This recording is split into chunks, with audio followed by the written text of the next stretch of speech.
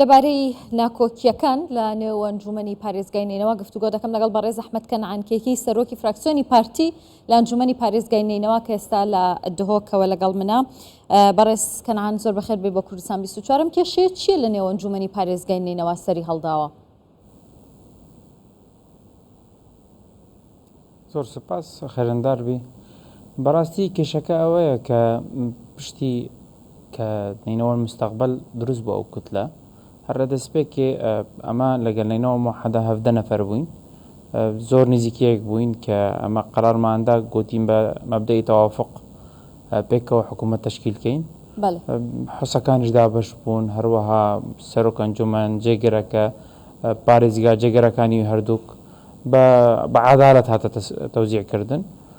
پشتی ئەوە جەماعەت بە ڕەنگێکی ینی با بڵێن نەیاسایی یانیش ئەخلاقی بە ڕەنگێک هەندێک نەفەر لە کوتلە نینەوە موحەدەیان ئەو کرد کێشانە لایەخۆ. بەو حالەتە چ دروست بوو کە ئەوەیە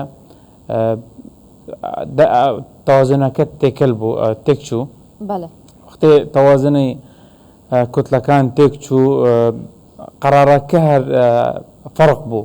یعنی ئەگەر ئێستا تەماشە بکەی لە دەستپێکی مەسەلا ئەمە 29 دەنگ هەر پۆستێک بە 29 دەنگ هاتە هەڵبژارتن، بەڵام گەیشتنە ئەو قۆناغە مەسەلا نظام داخلی ئەوەیان حەزیان لێ بوو کە ڕەنگێکی فەرزکەن بە 16 دەنگیان تێپار کرد.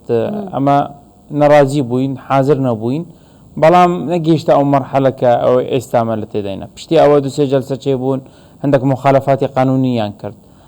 آخر جلسە بۆ ئەوەش کە مەسەلەی وحدە ئیداریەکان قەول بوو 6 وحدە ئیداری بێتە مناقەشەکردن عرضکردن. لەو قەرارە ڕێیانکردنی هاتبوو مووسڵ بە قەراری ڕێیانکردنی گوتیا من ئەو دو ڕۆژە هەمویان دەگۆڕم. جلسە دروست بوو لە شەشەکە گەیشتە 20 نەفەر، 20 وحدە ئیداری بە یەک جلسە بێتە گۆڕین و هەندێکی دیتر بێنە جێیان. ئەوەکی خەتەر و غەڵەتە.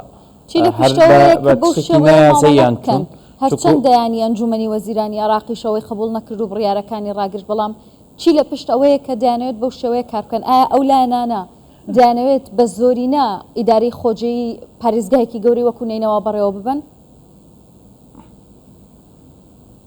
بزەبت وارە دێتن، یعنی ئەگەر بێ تەماشە بکەی بە چاوی مافیاکان دێنە بە چاوی سیاسەت و قانون و عەدالەت.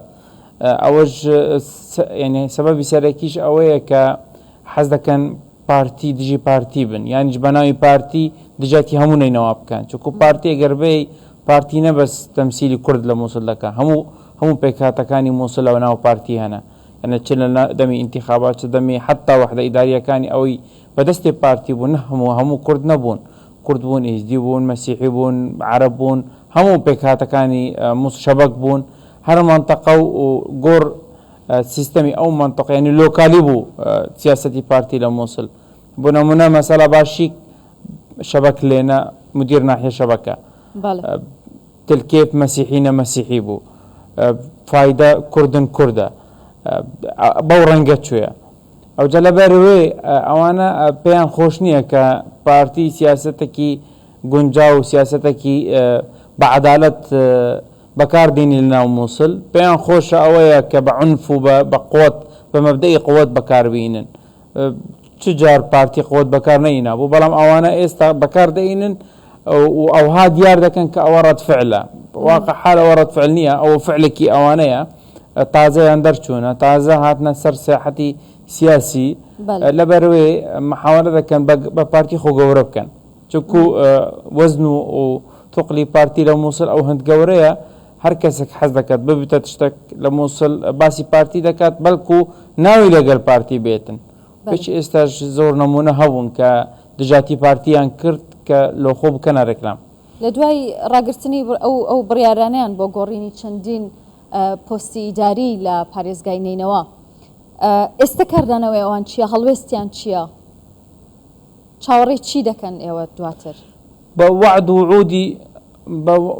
وعد و وعودی ئەوانە ئێستا دەڵێن ئەمە مدیر ئیدارەکان دەگۆڕین، یعنی مەسەلا بەلەدی و سەحا و ئەوانە، یعنی دەڵێن دایرەکانی ناو مووسڵ هەمویان دەگۆڕین. ئەوانەی سەر بە پارتی ناهێنین ئەوها دەڵێن کە ئەمە دەبێ پارتی لە مووسڵ دەربینین نازانمەوە چ منطقی چه ئەساسەکە هەندێک لە ئەوانە بەحسی هەندێک تشتی نەمەنطقی دەکەن مەسەلا دەڵێ پارتی مووسڵ احتیلال کردیە من نازانم پارتی چۆن مووسڵ احتیلال کردیە و پارتی لە ئەوانە 50 ساڵ لە مووسڵ کەونترە ینی نازانمەوە چ منطق ئەوانە باز دەکەن بەس هەروەهاش پێیان ناکرێت دەنگەی سیاسی ینی بەڵەنسی سیاسی بە هەر دەقێک دەگۆڕێت ینی ئەتۆ ئێستا تەماشەمە کە ئەوانە شازدەنە ئەمە چارین ئەوەی دۆستمان نەهەن نا احتیمالە سپێنێ ببیتە 20 بەدا احتیمالەش زۆر گۆڕین دەبیتن سیاسەتە و بەجێ ئەگەر دۆخەکە بەو شێوەیە بەردەوام بە بەڕێز ئەحمەد ینی چاوەڕێ و سیناریۆیە دەکرێت کە لە 2014 ڕوویدا و بەسەر پارێزگای نینەوە داهات هەتا ئێستا ئاوارەکانی و پارێزگایان نەگەڕاونەتەوە ناوچەکانیان ئاوەدان نەکراوەتەوە سەرۆکی هۆزێکی عەرەب ئەمڕۆ دیسانەوە ئەوە دەڵێت کە هۆشداری دەدات لە دروستبوونەوەی ئەو مەترسیانە بەڕاستی ئەمنیش لەسەر ئەو قەناعەتەم کە ئەگەر ئەمە تەوافقێکی سیاسی پەیدا نەکەین ئەگەر ئیتیفاقی سیاسیمان دروست نەبیتن و لە مووسڵ بەڵەنسەکە دروست نەبیتن منیش لەسەر ئەو قەناعەتەم بودجەی یان زەریبەی ئەوەی باجی ئەوە زۆر قرس دەبی و ممکنە داعش من ناڵێم بێتەوە بەڵام ئەوەش ناڵێم حتا ئێستا ئەمە ئاساری داعشمان عیلاج نەکردیە حتا ئەو دقە زۆر ئاوارە هەنە 200-300-400 هزار ئاوارە هەنە لە دەرەوەی مالی خۆینە ئەگەر بێ 150 هزار تەڵەبە هەنە هەر لە ناو هەرێمن ئەوانە هەمووی منتەقەی مووسڵ و ئەوانە نە باشە ئەوانە هەموو عیلاج نەکردیە لە دوای دەست بەکاربوونی سەرەتا پرۆژە خزمەت گوزاریەکان بێ بۆ پارێزگای نینەوە بەلێوەڵە ئەوە مهم بوو ئەمەش ئەوەمان داوا دەکرد گوتی بە خزمەتی خەڵکی بکەین پاش بچین وحدەی داریەکان بگۆڕین ئەوە یەکەم دووەم تشت ئەسڵەن نژنەک پێک هاتیە لە چەند نەفەرێکی شارەزا و مستەشار و ئەوانە کە تەقییمی بکەن کامیان باشە کامیان باش نییە یعنی معقول نییە ئەتۆ بێ بە یەک دقە 20 نەفەری لادەی باشە ئەو 20 نەفەرە هەندێک لەو نەفەرانە هەنە خزمەتیان باشە خزمەتی دروستیان کردیە ئەتو دەبێ ئەوانە تەکریمی بکەی وە نییە سوپاسی لێ بکەی دەستخۆشی لێ بکەی هەندێکیش هەیە فاسدە یانش خراپە ئەوەش دەبێ عقاب بکەی بەڵام ئەوانە نەعقاب و نەثەواب بە یەک جار هەمویان گوتی بڕۆ نەماڵ ئەوە وەکو ئیعدام جەماعیەکیان کرد و خلاص قەرارەکە ئەوها بوو ئەوها نابیتن